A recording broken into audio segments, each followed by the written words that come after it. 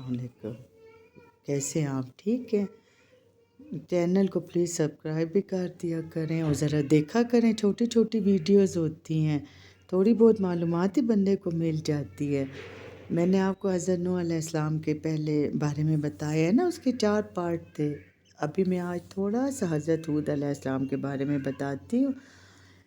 قوم عاد جو ہے یمن اور عمان کے درمیان الاحقاف میں رہتی تھی اور عرصہ دراز سے وہاں عیش و آرام کی زندگی گزار رہی تھی۔ یہ عرب کی قدیم قوم تھی نا، یہ تو آپ لوگوں کو پتہ ہوگا، جو سام بن نوح علیہ السلام کی اولاد کی ایک شاخ تھی، اور ان کا نام عاد ہونے کی وجہ یہ تھی کہ ان کے آباء و اجداد میں سے ایک کا نام عاد تھا۔ یہ قوم بہت خوشحال تھی اور اللہ تعالیٰ نے انہیں دنیا کی ہر نعمت عطا فرمائی تھی۔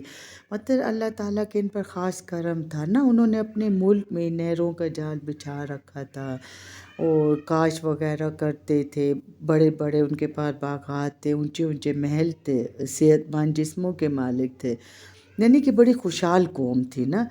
لیکن انہوں نے غفلت میں پڑ کر اپنے پیدا ہونے کے مقصد پر غور ہی نہیں کیا نا، اور کبھی آخرت کی فکر نہیں ہوئی تھی انہیں، اور ان نعمتوں میں کہ کبھی وہ شکر گزار بھی نہیں ہوئے، مطلب وہ بھی ایسی نافرمان قوم تھی نا۔ لہٰذا اللہ تعالیٰ نے انہی میں سے اپنا ایک رسول حضرت ہود علیہ السلام کی صورت میں ان کی طرف بھیجا، جو ان کی زبان میں انہیں دعوت اسلام دے۔ حضرت ہود علیہ السلام ایک درمیانے درجے کے قبیلے کے فرد تھے، وہ اخلاق و مروت میں بہت برتر تھے، وہ بڑے حوصلہ مند اور کھلے دل کے مالک تھے نا۔ لہٰذا انہیں اللہ تعالیٰ نے اپنا امین رسالت بنا کر ان کی طرف بھیجا۔ لہٰذا حضرت ہود علیہ السلام نے انہیں واضح الفاظ میں اللہ تعالیٰ کا حکم سنایا اور پوری طرح رسالت کا بوجھ اٹھایا۔ مطلب انہوں نے اپنی پوری کوشش کی نا کہ یہ لوگ اسلام لے آئیں، یہ لوگ مطلب ایک اللہ کی عبادت کرنے لگے، لیکن ان لوگوں پر کوئی ان کی تبلیغ کا اثر نہیں ہوتا تھا۔ حالانکہ حضرت ہود علیہ السلام نے ان کو کہا کہ اللہ ایک ہے، وہ اس لائق ہے کہ اس کی عبادت کی جائے، اس سے مدد مانگی جائے، اس سے تمہیں پیدا کیا اور وہی تمہارا روزی رسا ہے، اسی نے تمہیں زندگی بخشی ہے اور اسی کے قبضے میں موت ہے، اسی نے تمہیں اس روئے زمین پر بسایا ہے اور تمہارے کھیتوں کو سرسبز اور شاداب کیا ہے اور تمہیں صحت و توانائی بخشی ہے۔ حضرت ہود علیہ السلام نے یہ تمام دعوت انہیں اس امید پر دی کہ ان کے یہ کلمات ان کے دلوں میں اتر جائیں گے اور وہ ایمان لے آئیں گے اور یہ باتیں ان کی عقل میں آ جائیں گے تو وہ غور و فکر کریں گے نا اور راہ ہدایت قبول کر لیں گے۔ تو انہوں نے آگے سے کیا کہا کہ یہ تو کیا کہہ رہے اور کیسی باتیں سوچ رہے،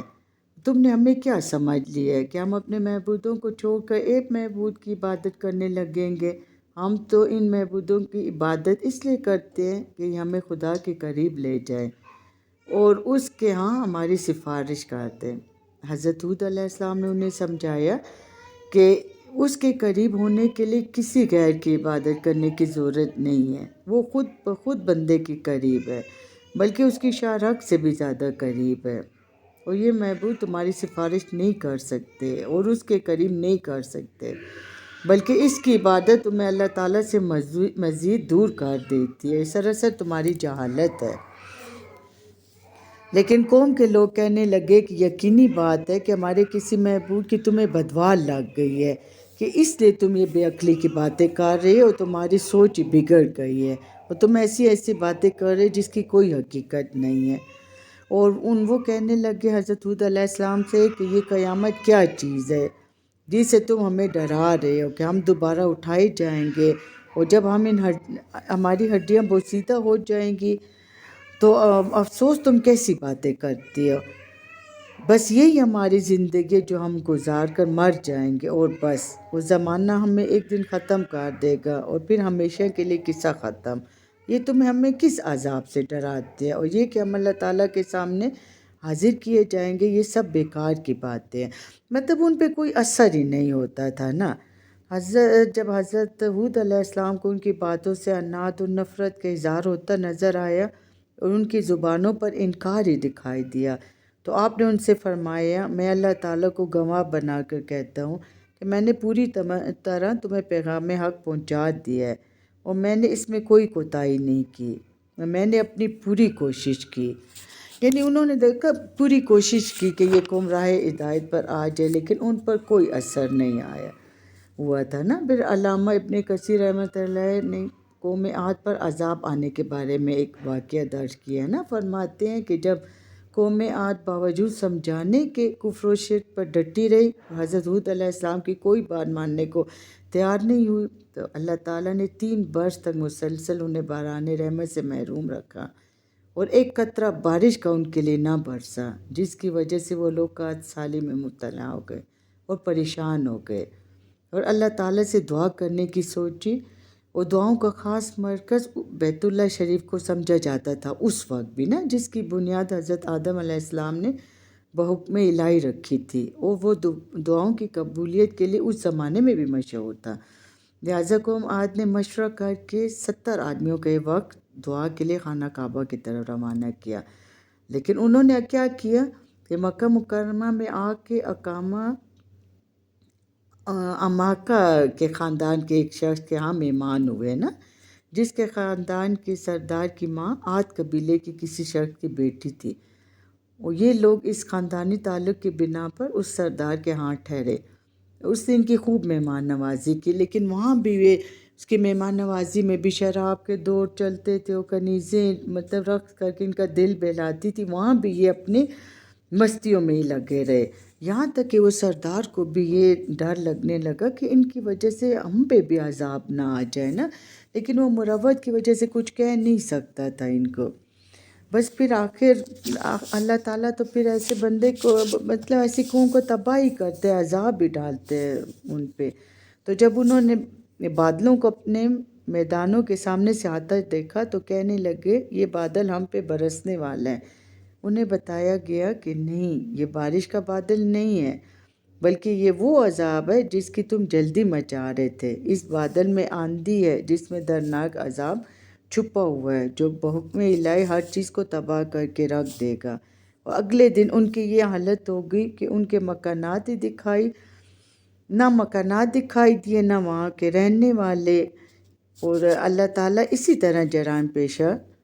لوگوں کو سزا دیا کرتے ہیں، بلکہ قرآن پاک میں اسی طرح سے ہم جرائم پیشہ لوگوں کو سزا دیا کرتے ہیں۔ تو بس اس قوم عاد کے بارے میں تھا کہ انہوں نے کوئی اثر نہیں لیا اپنے پیغمبر سے، نہ کسی سے، وہ راہ راست پہ بالکل آنا ہی نہیں چاہتے تھے۔ تو بس حضرت ہود علیہ السلام کے پھر اس کے بعد ایک قوم ساری تباہ ہو گئی، نہ ان کے گھر رہے، نہ مال مویشی، نہ عیش و آرام، نہ یہ خود رہے۔ اللہ تعالیٰ نے اس قوم کو تباہ برباد کر دیا۔ تو قوم کی بربادی کے بعد حضرت ہود علیہ السلام حضر موت کی جانب چلے گئے، اور ایک روایت کے مطابق آپ نے زندگی کے باقی دن وہیں گزارے اور وفات کے بعد وہیں پر دفن ہوئے۔ حضرت ابن کثیر رحمۃ اللہ نے ابن اسحاق مورخ کی روایت سے حضرت علی رضی اللہ عنہ کا فرمان گرامی نقل کیا ہے کہ آپ نے خضر موت کے ایک شخص سے پوچھا، کیا تم نے خضر موت کے فلاں مقام پر سرخ مٹی کا ایک ٹیلہ دیکھا ہے جس پر بہت سے بیری کے درخت ہیں؟ خضری شخص نے جواب دیا، جی ہاں، وہ بالکل اسی طرح سے ہے۔ تو حضرت علی رضی اللہ عنہ نے فرمایا، اس جگہ حضرت ہود علیہ السلام کی قبر ہے، اور اہل فلسطین کا دعویٰ ہے کہ ان کی قبر فلسطین میں ہے، اور انہوں نے وہاں ان کی قبر بھی بنا رکھی ہے، اور وہ ہر سال وہاں پر ان کے یوم وفات بھی مناتے ہیں۔ لیکن عبد الوہاب النجار نے خضر موت والوں کے قول کو معقول بتایا ہے نا، کیونکہ وہی ان کے وطن احقاف سے قریب ہے، فلسطین تو وہاں سے بہت دور ہے۔ لیکن یہ میں نے مختصر کر کے اس لیے بتایا ہے کہ ویڈیو لمبی ہو جاتی ہے، پھر 2-3 پارٹس ہوتے ہیں، پتہ نہیں آپ لوگ سنتے ہوں گے کہ نہیں۔ تو حضرت ہود علیہ السلام کا واقعہ میں نے بہت مختصر کر کے آپ لوگوں کو بتایا ہے، اور پلیز سن لیجئے گا۔ اچھا، اللہ حافظ۔